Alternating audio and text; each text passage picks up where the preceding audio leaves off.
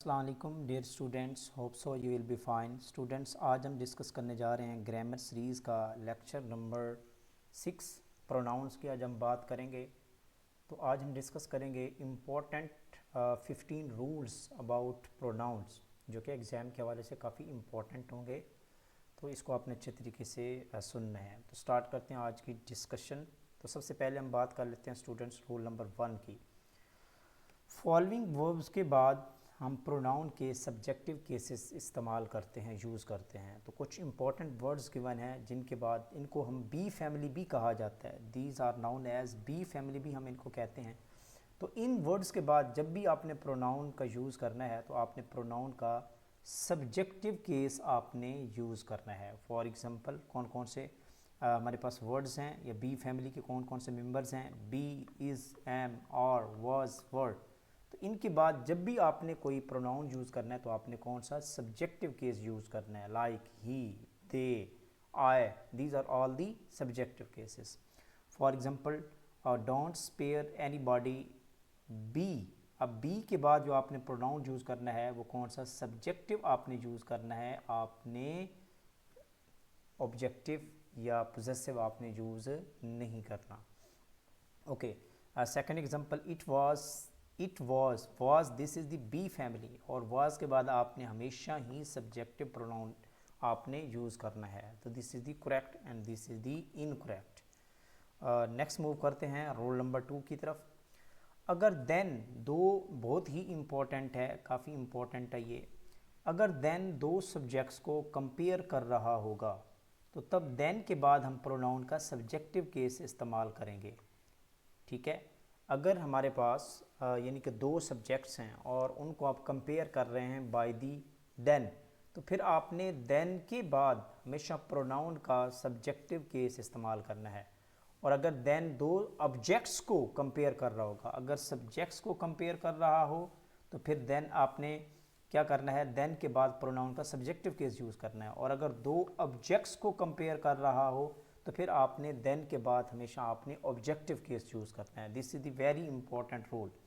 Okay, example ले लेते हैं। He is longer than. अब यहाँ पे देखें तो यहाँ देन जो है ये दो सब्जेक्ट्स को कंपेयर कर रहा है, एक ही है और एक यानी कि आगे शी है।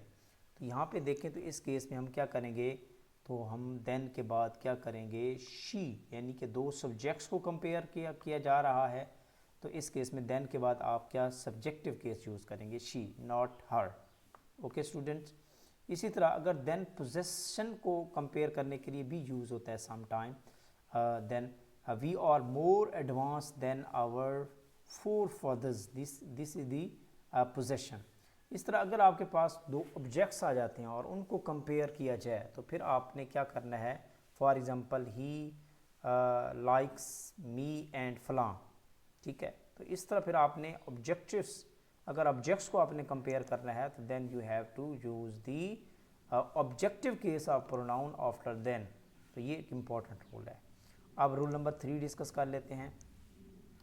एक्शन वर्ब्स एंड प्रेपोजिशंस के बाद हम प्रोनाउन का ऑब्जेक्टिव केस इस्तेमाल करते हैं। This is also very important.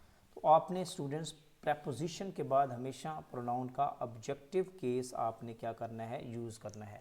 और एक्शन वर्ब के बाद भी इम्पॉर्टेंट रोल है। For example I think it's a good idea for. ठीक है, आइडिया फॉर। अब फॉर जो है दिस इज द प्रेपोजिशन, तो इसके बाद आपने कौन सा यूज़ करना है, प्रोनाउन का सब्जेक्टिव सॉरी आपने क्या करना है, ऑब्जेक्टिव केस आपने यूज़ करना है।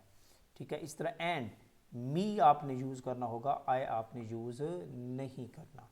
इस तरह एक्शन वर्ब आ जाता है, I could hair, this here is the action verb. तो एक्शन वर्ब के बाद भी आपने प्रोनाउन का ऑब्जेक्टिव केस इस्तेमाल करना है, not the subjective case. Okay, rule number 4 देख लेते हैं। पोजेसिव एडजेक्टिव्स, जो पोजेसिव एडजेक्टिव्स होते हैं like my, our, your, their, his, her, its, can not be use independently. इनको कभी भी हम इंडिपेंडेंटली यूज़ नहीं कर सकते। इसके साथ साथ आपने क्या करना होता है, नाउन या वर्बल नाउन या जेरेंट्स को आपने फॉलो करना होता है। बट जो हमारे पास पोजेसिव प्रोनाउन होंगे वो इंडिपेंडेंटली यूज़ होते हैं, आगे हम डिस्कस भी करेंगे इसको। ओके स्टूडेंट्स, एग्जांपल ले लेते हैं। Would you mind my sitting here. अब देखिए यहाँ पे ये किसको, जेरेंड फॉर्म को ये क्या कर रहा है, फॉलो कर रहा है। तो इस केस में आपने पोजेसिव एडजेक्टिव है, this is noun as possessive adjective, तो ये आपने यूज़ करना है। जबकि रूल नंबर जो 5 है, जो पोजेसिव प्रोनाउन है, कौन से हैं possessive pronoun, ours, yours, its, theirs, इसके बाद आपको नाउन या किसी भी एक्शन वर्ब या जेरेंड को यूज़ करने की ज़रूरत नहीं होती, ये इंडिपेंडेंटली भी यूज़ हो सकते हैं। This pen is yours, this pen is yours. अब योर्स के बाद कोई वर्ड यूज़ ना भी करें तो no issue, because they are used as independently. Okay students, example ले लेते हैं। I have nothing to do with your problems, ठीक है, या I have nothing to do with yours problem, ठीक है। तो इस तरह आप यूज़ कर सकते हैं इसको। This is, this thing is, this thing is yours, this thing is yours. अब देखें यहाँ पे जो हमारा यूअर्स है, this is the possessive pronoun. Okay, possessive pronoun के साथ आपने अपॉस्ट्रॉफी का इजाफा नहीं करना होता, ठीक है। जनरली हम क्या करते हैं, जो पोजेसिव प्रोनाउन यूज़ करते हैं, यूअर्स है, ठीक है, या हर्ड्स है, इसके साथ हम अपॉस्ट्रॉफी यूज़ नहीं करते। लेकिन कुछ वर्ड्स हैं जिनके साथ आपने अपॉस्ट्रॉफी यूज़ करनी होती है, वंस, सम वन, सम बॉडीज़, अदर्स, ठीक है, ये इस रूल को फॉलो नहीं करते। फॉर एग्जांपल कि आपने पोजेसिव प्रोनाउन के साथ अपॉस्ट्रॉफी कैसे यूज़ नहीं करनी, my work is no business of yours, तो यहाँ पोजेसिव प्रोनाउन के साथ आपने अपॉस्ट्रॉफी यूज़ नहीं करनी। ओके, रूल नंबर 7 है, हु सब्जेक्टिव प्रोनाउन के तौर पे यूज़ होता है, जबकि हुम जो है वो ऑब्जेक्टिव प्रोनाउन के तौर पे यूज़ होता है। वेरी इंपॉर्टेंट रूल है ये भी, कि हु जो है as a subjective pronoun use होता है, जबकि जो हुम है वो as a objective pronoun use होता है। In order to choose who और या whom, replace them with the he and him respectively. तो हु को आपने जब भी आपने रिप्लेस करना है तो ही के साथ करना है, और हुम को आपने, क्योंकि this is the objective case, तो आपने हिम के साथ आपने इसको क्या करना है, रिप्लेस करना है। Okay, for example, who do you think has stolen my bag. अब यहाँ पे देखें एज अ सब्जेक्ट यूज़ हो रहा है तो हम हु यूज़ करेंगे, अगर एज ए ऑब्जेक्ट यूज़ होता तो फिर हम क्या यूज़ करते, हुम यूज़ करते। रूल नंबर 8, सेंटेंस में मुख्तलिफ पर्सनल प्रोनाउन की तरतीब फॉलोइंग होगी, दर्ज झैल होगी। Very very important rule. तो इस रूल को आपने बहुत अच्छे तरीके से प्रैक्टिस करनी है कि सम टाइम हमारे पास सेंटेंस होता है और उसमें 2 या 3 से ज़्यादा हमारे प्रोनाउन यूज़ हो रहे होते हैं, तो उस वक्त जो प्रोनाउंस की सीक्वेंस है, जो नंबर है, वो बहुत इंपॉर्टेंट होता है। अगर आपकी सीक्वेंस या अरेंजमेंट अगर सही नहीं होगी, रूल्स को फॉलो नहीं करेगी, तो आपका जो सेंटेंस होगा वो इनकरेक्ट होगा। फॉर एग्जांपल, तो इसके लिए डिपेंड करता है कि आपके पास 2 टाइप्स के सेंटेंस होते हैं, जिसमें पॉजिटिव सेंस आ रही हो, यानी कि पॉजिटिव सेंटेंस हो, और जिसमें कोई नेगेटिव सेंटेंस या नेगेटिव सेंस आ रही हो तो उसको हम नेगेटिव सेंटेंस कहते हैं। तो पॉजिटिव सेंटेंस के लिए आपकी जो रीअरेंजमेंट होनी चाहिए वो होनी चाहिए 231, ये वर्ड आपने याद रखना है। 2 को वर्ड है second pronoun, third pronoun and first pronoun. सबसे पहले आपका सेकंड प्रोनाउन आएगा, फिर थर्ड प्रोनाउन आएगा, फिर आपने फर्स्ट प्रोनाउन यूज़ करना है in case of positive sentences. But in case of negative sentences आपकी जो तरतीब है वो बिल्कुल इसके अपोजिट है, 1 3 2, 1 3 2, 132 नंबर आपने याद रख लेना है, this is the digit number. तो इसमें नेगेटिव सेंटेंस सबसे पहले आपने अपने आप को, यानी कि फर्स्ट पर्सन को सामने रखना है, पहले रखना है, फिर थर्ड पर्सन को, और फिर आपने क्या करना है, सेकंड पर्सन को आपने एट द एंड रखना है। तो एग्जांपल ले लेते हैं, you, I and he have finished his work. अब यहाँ पे देखें तो ये पॉजिटिव सेंस है, this is the positive sense कि उसने अपना काम ख़त्म कर लिया, लेकिन this is the incorrect sentence, क्योंकि पॉजिटिव सेंटेंस में हमारी तरतीब क्या होनी चाहिए, पहले सेकंड पर्सन आना चाहिए, ठीक है, ओके है, उसके बाद थर्ड पर्सन आना चाहिए, लेकिन यहाँ पे क्या है, फर्स्ट पर्सन है, तो this is the wrong rearrangement. Okay, तो इसकी रीअरेंजमेंट कैसे होनी चाहिए, पहले यू आना चाहिए, फिर ही आना चाहिए, और फिर उसके बाद आपका क्या आना चाहिए, आई आना चाहिए। This is the correct rearrangement. अब सेकंड एग्जांपल ले लेते हैं, I, he and you are to be blamed, आप पे इल्ज़ाम लगाया गया है, दिस इज़ द इनकरेक्ट, आप कह sorry this is the negative sentence है यहाँ पे। तो नेगेटिव सेंटेंस के केस में आपने जो अरेंजमेंट रखनी होती है वो कौन सा नंबर रखना होता है, 1 3 2, ठीक है।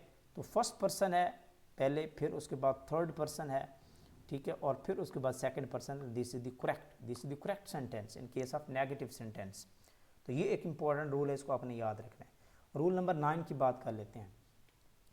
तमाम प्रोनाउन, जितने भी प्रोनाउंस होते हैं एक्सेप्ट आई एंड मी, ये नाउन से पहले आते हैं, जबकि जो आई एंड मी है ये क्या आते हैं, आफ्टर नाउन, इनको हम यूज़ करते हैं, आफ्टर नाउन यूज़ करते हैं, बाकी सारे के सारे नाउन से पहले आते हैं।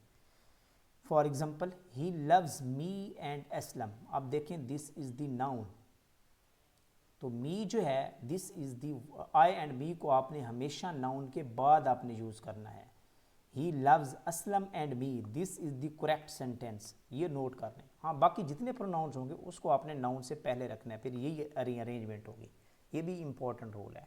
Rule number 10, that self words के बाद अगर कोई ऑब्जेक्ट नहीं होगा, फॉलोइंग वर्ड्स के बाद अगर कोई ऑब्जेक्ट नहीं होगा तो फिर आपने रिफ्लेक्सिव प्रोनाउन, आपने उन वर्ड्स के बाद आपने रिफ्लेक्सिव प्रोनाउन यूज़ करना है, ठीक है। तो कौन से ऐसे वर्ड्स हैं जिनके बाद अगर ऑब्जेक्ट नहीं होगा तो फिर आपने उन वर्ड के बाद उनका रिफ्लेक्सिव प्रोनाउन यूज़ करना है। रिफ्लेक्सिव प्रोनाउन कौन सा होता है, अगर आप सेल्फ या सेल्फ्स लगा देते हैं, ठीक है, तो yourselves, himself, herself, itself, themselves, myself, these are all the reflexive pronoun. Words कौन कौन से हैं जिनके बाद आपने, अगर आपको ऑब्जेक्टिव नहीं मिलता तो फिर आपने रिफ्लेक्सिव प्रोनाउन यूज़ करना होता है। For example, busy, devote, adjust, right, content, avail, absent, avenge, ठीक हो। एग्जांपल ले लेते हैं, he later avenged on himself on his brother's killer, तो यहाँ पे देखें तो यहाँ हमने क्या किया है, कोई ऑब्जेक्ट नहीं है तो इसके बाद हमने क्या यूज़ किया है, रिफ्लेक्सिव प्रोनाउन हमने यूज़ किया है इन वर्ड्स के बाद, ये इंपॉर्टेंट रूल है। रूल नंबर 11 की बात कर लेते हैं। ईच अदर, एक होता है ईच अदर, एक होता है one and other, very important, ये दो वर्ड्स हैं, वन एंड अदर। जो ईच अदर को वर्ड है ये अमूमन यानी कि टू, रेसिप्रोकल प्रोनाउन अमूमन दो के लिए इस्तेमाल होता है, इसको हम रेसिप्रोकल प्रोनाउन भी कहते हैं दोनों को। तो ये अमूमन दो के लिए यूज़ होता है, अगर आपने दो चीज़ों के लिए, दो अशखास के लिए, दो चीज़ों के लिए आपने यूज़ करना तो फिर हम क्या यूज़ करते हैं, ईच अदर करते हैं। और अगर वन एंड अदर है तो ये दो से ज़्यादा के लिए इस्तेमाल होता है, ठीक है। For example, the people said hello to each other, अब people said hello to each other, अब लोगों की बात हो रही है तो डेफिनेटली वो एक यानी कि दो से ज़्यादा हैं, तो इस केस में आप वन एंड अदर का वर्ड यूज़ करेंगे। The people said hello to one and other, not each other. अगर दो होंगे कि असलम एंड अकरम, ठीक है, एंड आयशा एंड कायनात, तो इस केस में फिर आपने क्या यूज़ करना होगा, अगर दो होंगे तो फिर आपने ईच अदर यूज़ करना होगा, ठीक है। रूल नंबर 12 की बात कर लेते हैं। There are some relative pronouns, कुछ इंपॉर्टेंट रिलेटिव प्रोनाउंस हैं, लाइक हु, विच, दैट। तो हु जो है ये जनरली पर्सन्स के लिए यूज़ होता है, जबकि जो विच जो है ये थिंग्स के लिए यूज़ होता है, और जो दैट है ये पर्सन्स के लिए भी यूज़ हो रहा होता है, थिंग्स के लिए भी यूज़ हो रहा होता है। तो ये आपने इसको नोट रखना है, हु एंड विच में क्या डिफरेंस है और इनका क्या यूज़ है। फॉर एग्जाम्पल, द बॉय, अब ये पर्सन्स की बात आई है तो इसके साथ आपने विच कभी यूज़ नहीं करना, आपने क्या करना है, हु यूज़ करना है। रूल नंबर 13, फॉलोइंग एक्सप्रेशंस में हम क्या करेंगे, हु विच की निस्बत हम दैट को प्रेफर करेंगे। कौन से एक्सप्रेशंस हैं, अगर ऑल आ जाता है, नॉन आ जाता है, नथिंग, सुपरलैटिव डिग्री आ जाती है, the same, all, only, after human beings, animals, तो इनके बाद आपने कभी भी हु या हुम यूज़ नहीं करना, बल्कि आपने क्या यूज़ करना है, दैट आपने यूज़ करना है। For example, all that glitters is not gold, जब बात किसकी आ गई है इस केस में, all that glitters is not gold, तो यहाँ चीज़ों की बात हो रही है। दिस इज़ द बेस्ट, अब बेस्ट की बात आ गई तो आपने क्या यूज़ करना है, दैट यूज़ करना है। तो ये भी एक इम्पॉर्टेंट रोल था। दैट जेल, कुछ एक्सप्रेशंस हैं, इनके साथ आपने फर्स्ट फॉर्म ऑफ वर्ब को यूज़ करना होता है, one of, some of, few of, both of. तो यहाँ पे देखें एग्जांपल ले लेते हैं। The study of population growth indicate population growth indicates one of the, जब बात वन ऑफ दी आ गई तो इसके साथ आपने फर्स्ट फॉर्म आपने यूज़ करनी है। तो ये थी आज के हमारे कुछ इंपॉर्टेंट प्रोनाउन के हवाले से रूल जिनको आपने अच्छे तरीके से लर्न करना है, याद रखना है। आज के हमारे ये 14 रूल्स थे प्रोनाउन के जिनको आपने अच्छे तरीके से प्रैक्टिस करनी है from different sites and also from different books. तो ये आपकी जो ग्रामर होगी वो इतनी अच्छी हो जाएगी, स्ट्रॉन्ग हो जाएगी। तो मिलते हैं इंशाल्लाह नेक्स्ट वीडियो में, तब तक के लिए इजाज़त दीजिए। अल्लाह हाफिज़।